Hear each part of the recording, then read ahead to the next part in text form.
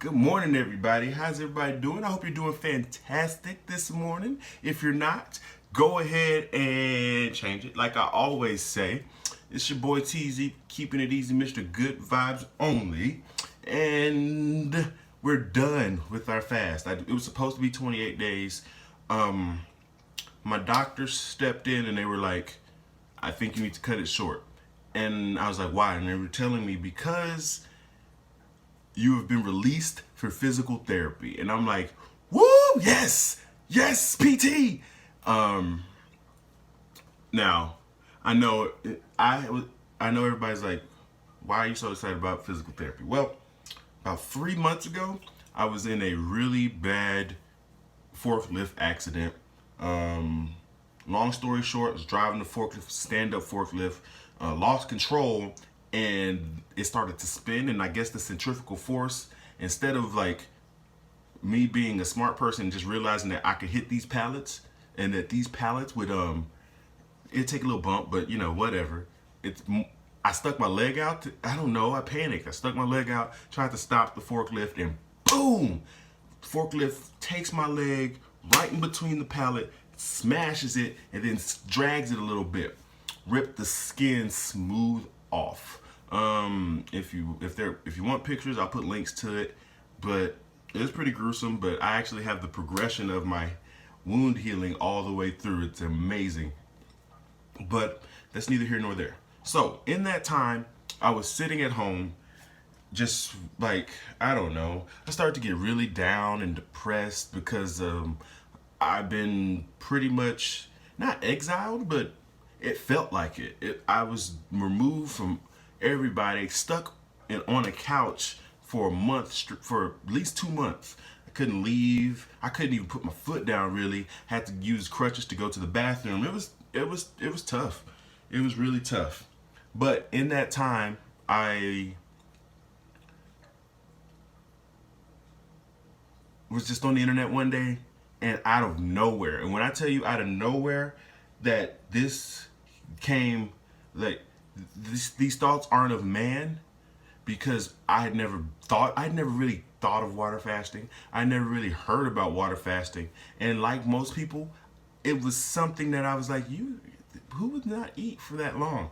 But also, I have a very open mind. If you can present me with enough information that is like, no, you're gonna be okay, I will take that step.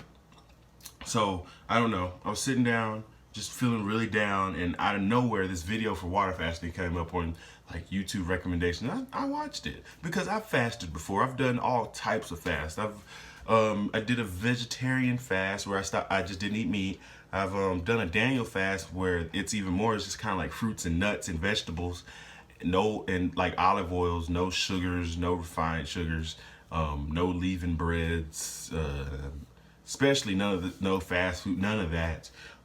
And I was like, okay, I'm very familiar with fasting and the benefits and the power and the spiritual power of fasting. So I was like, what happens when you don't eat any food? And food is something that a lot of us have an issue with, man. Like it's a very, very, very sensitive subject when it comes to a lot of people. Food has become an addiction, especially in America. People eat so often that, one, we've lost the true sign of our hunger. That's one thing. Two, we eat like every chance we get, and eating is supposed to be for like nourishment and satiation, not like fun. And I don't mean to like take away fun. You can have fun and eat, but like some people eat this like in the exact same fashion that they would go to Chuck E. Cheese to play some games. Like, ooh, what are you doing, man? Nothing. Probably you just ate a big breakfast. Say you just cooked yourself breakfast. Somebody calls, what are you doing, man? Nothing. I'm chilling. Oh, you want to go get something to eat? You hungry? I'm not really hungry, but I could eat. I've heard that sentence way more. I've said that sentence way more times than I can count. And I can eat. I could eat means, you know, it's something to do. And truly enough, we'll go eat another meal. It's crazy. But I looked into water fasting for about the whole month of February, not whole month of February, whole month of January, because the accident happened in December. I really was researching, and I found out that a lot of people have water fasted, and a lot of people have seen so many great benefits. So I was like, you know what? February is the perfect month because it's 28 days. I'm still not cleared.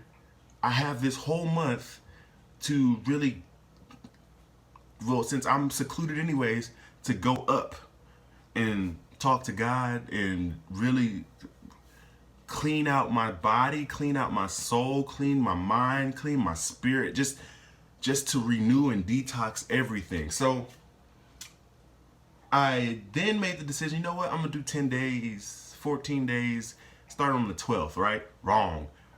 January 31st hit, and like God said, no, now. And I was like, okay. And boom, February 1st, or January 31st. February 1st, I was in it. I was in it.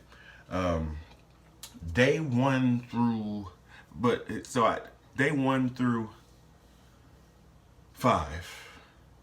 Day 1 was tough in the fact that it was just a day like a regular day. Your body hasn't changed any. You're just like, I'm hungry. I'm very hungry. I'm hungry. What's going on? Your body's like, what are you doing? Why aren't you eating right now? But there was like very, very strong hunger pains, hunger cravings, and I was just like, ugh. And I really wasn't even recognizing like any signs of true hunger. Now that I'm looking back on it, I was just craving everything. I was just like, I want that, I want that. About 4 o'clock that evening, it set in and I was really hungry. It set in as I was like, oh my goodness, okay, what am I going to eat? And I couldn't, like every time I walked through the kitchen, I was like, like grabbing, and like hadn't really buckled down and stopped myself from eating. Day two was a little better. Still just as hard to walk through my house and through the kitchen, but I just drank my water. I drank about 2 gallons of water a day, somewhere around 2 gallons of water a day. Just kept myself really hydrated. Every time that I started to feel a little hungry or like get these cravings, I would immediately leave the kitchen, go sit down, drink some water, pray, read, just try to be like, no, leave the food, stop thinking about the food, get the food out of your head. So day 3, it got intense. And that's from a hunger perspective. I was like, I am hungry. I really need food. It was no longer a want. Like I was like, nah, bro, you have not eaten in 72 hours. Like you're hungry. And this pain, it was like a pang. It wasn't really a pain. It didn't hurt, but it was a very annoying, like throbbing sensation in the back of my throat, at the top of my mouth, sometimes like right up in this area. It was just like, Thus, the Powerpuff Girl, we're born. No, seriously, it was just like this radiating sensation that was set, and I'd heard about it, I'd read about it, I felt it. The first time on about day 3, halfway through, I felt true hunger. Not starving, just like hunger. Where my body's like, we don't necessarily care what you put in us, but it starts bargaining. And oh my goodness, when I realized food was an addiction on day 4, because I started making like bargains with myself. I was just like, well, man, you could like stop today and it'll be okay. Like you probably got all the benefits. And like seriously, I was going back and forth. Then I got this point where I just got really sad. Just randomly out of one day, I was like, and I started pouting. Really, it was just like, but I kept drinking my water, kept pushing through. Kept watching, I kept watching videos on people water fasting, kept reading my Bible, started a couple devotional plans with fasting on the first day of the fast. So I was drilling in my head, really trying to bring this connection and open myself up to this experience. Day 5 was a little interesting. Day 5, my body hit this little, it just kind of like kicked over. I felt really, really, really light. Like my body could just float away at any time, but not in a bad way. I just felt like, whoo, and my brain everything got really clear and crisp. I think at that point, my digestive system was starting to slow itself down. At that point, I wasn't really releasing any more bowels for the most part. Just kind of everything really just chilled out, and I was like, oh man.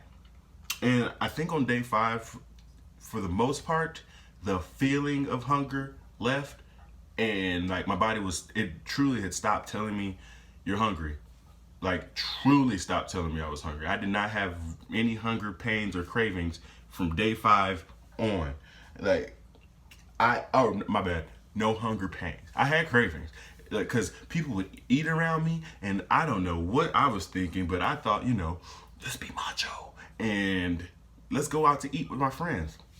Mistake, man. That was a mistake. I sat there and oh my gosh, it was like pure torture on myself. But I made it through 9 glasses of water that night while everybody was eating shrimp and rice and French fries and really nice salads. We went to a Mediterranean restaurant. It smelled bomb. I love foreign foods, like Mediterranean food, Indian food, Asian food. Like I love that. All that, give it here. And also crispy fried potatoes. They don't even have to really be fried. They just have to be crispy. If you bake them enough, put a little coating or dusting on them and let them get crisp. I love crispy potatoes.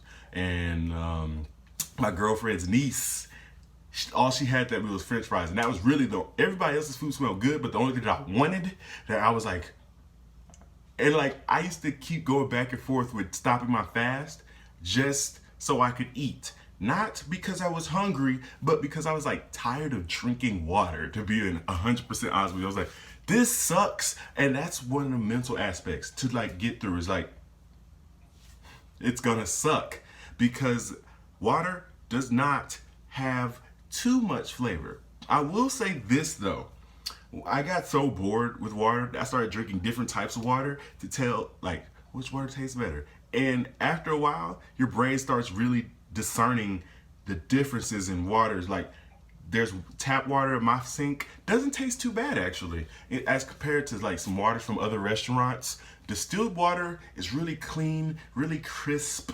I had this core water with electrolytes in it.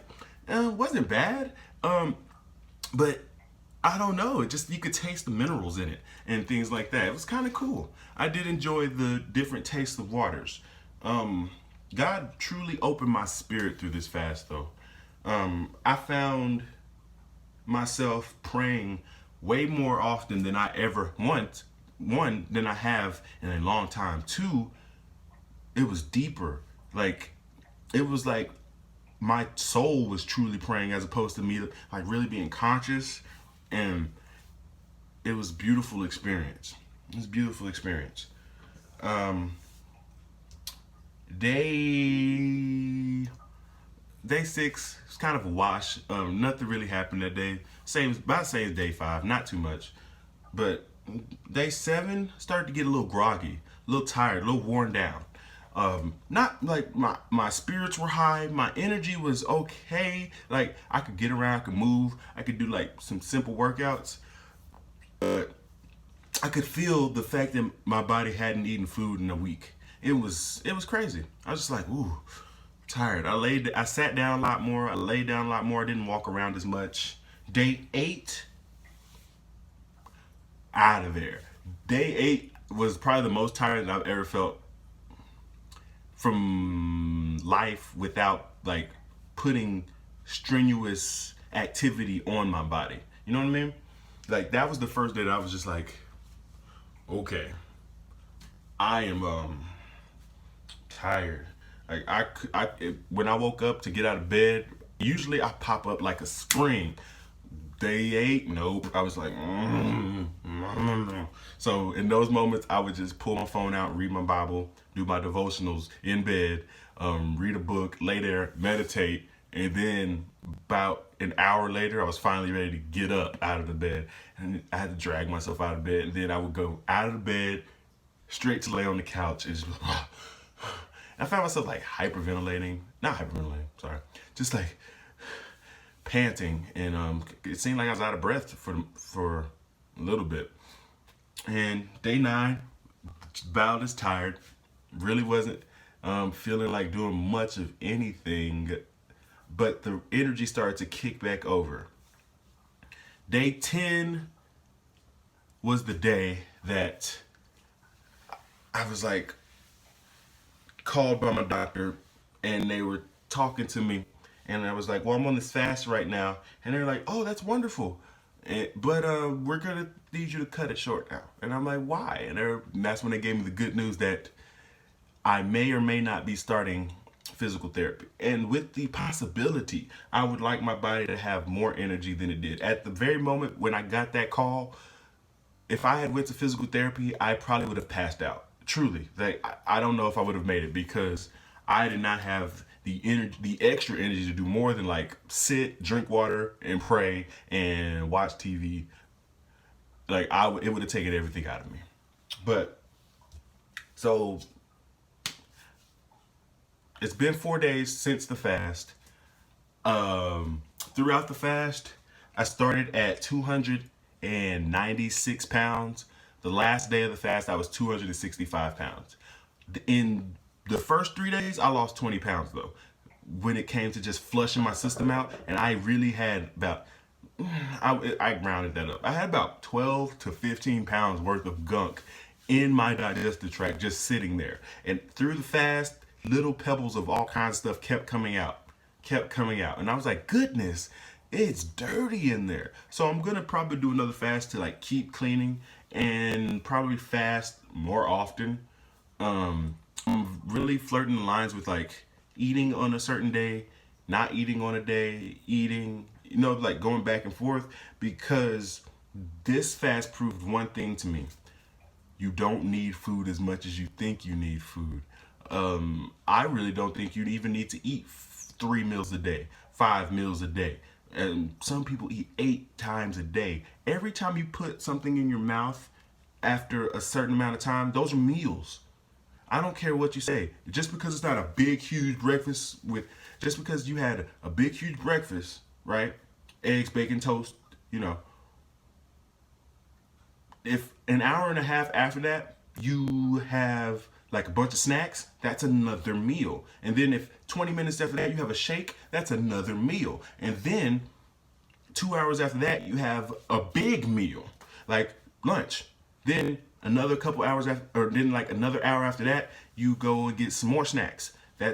So right now you're at 5 meals, and we're not even at dinner yet, because what the mind doesn't understand is these are snacks. Snacks are meals. Meal is something that you eat. When you eat it, it is now becoming, or once you have decided to ingest it, it is now a meal.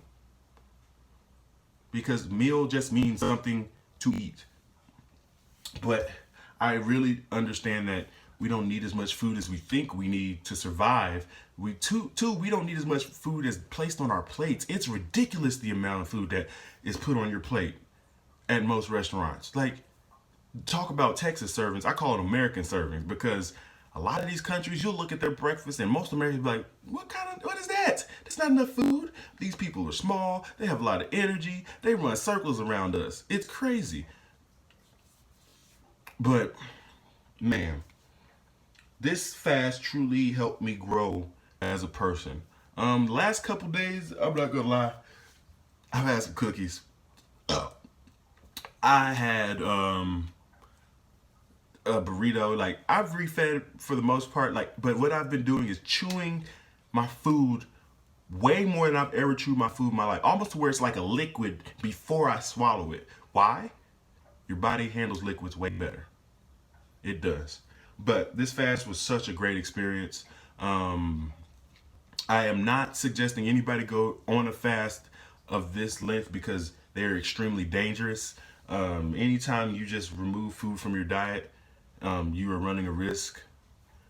And I don't suggest everybody do it. I suggest you talk to your doctor, have guidance. I didn't have any guidance, and there are moments when you don't know. You get really scared, and if you have a doctor guiding you, they can tell you, "Oh, that's okay, you're fine. That's nothing to worry about," or you need to stop. But this was one of the greatest experiences I've ever had in my life. I plan to do this a lot more often in my life now, just because there's sometimes that you need to step away, give your body a chance to clean itself out, and really understand that food is as important as we make it, but it really doesn't have to happen as often as it does. Yes, food happens.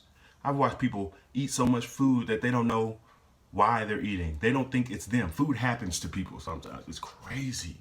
We live in a very messed up culture, in my opinion. Sometimes, especially when it comes to food.